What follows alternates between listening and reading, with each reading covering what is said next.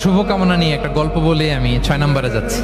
এক লোক মাগরিবের নামাজের আগে তার বন্ধুর জন্য দোয়া করতেছে, আল্লাহ আমার বন্ধুকে তুমি একটা সুন্দরী, রূপবতী, গুণবতী, নেককার, মুতিয়া, কানেতা, জামিলা, রায়া, একজন রূপবতী নেককার স্ত্রী দাও আল্লাহ। কতদিন ধরে তার বিয়েটা ঝুলে আছে, আল্লাহ তুমি ব্যবস্থা করে দাও, সুন্দরী, নেককার, আল্লাহওয়ালা। তো সে তো তার বন্ধুর জন্য প্রাণ ভরে দোয়া করতেছে, আর তার স্ত্রী ওয়াইফ পাশেই ইফতারি রেডি করতেছিল। এই দোয়া শুনে মহিলা তো তেলে বেগুনে জ্বলে উঠছে, দৌড়ে আসে বলছে, এই তুমি কিসের দোয়া করো, রাখো। সে বেচারা মোনাজাতের মধ্যে তো ভরকে গেছে, ভয় বলে কি হইলো, আমি তো দোয়া করতেছি আমার বন্ধুর জন্য। তো মহিলা বলে, তুমি কি মনে করছো আমি হাদিসটা জানি না? অন্যের জন্য কোনো ভালো দোয়া করলে আগে যেটা নিজের জন্য কবুল হয়, তুমি মনে করছো আমি জানি না?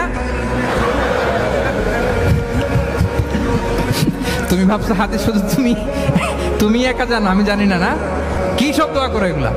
আল্লাহু আকবার, আল্লাহ রহম করুক। প্রিয় ভাইরা, এটা বলার উদ্দেশ্য হচ্ছে আপনি ভালো কিছু অন্যের জন্য চাইলে আল্লাহ তাআলা এটা নিজের জন্য কবুল করে নেয়। তাহলে অন্যের জন্য কল্যাণ কামনা করা, এটা হচ্ছে হৃদ্যতা, ভালোবাসা, সুসম্পর্ক বানানোর 5 নাম্বার টিপস।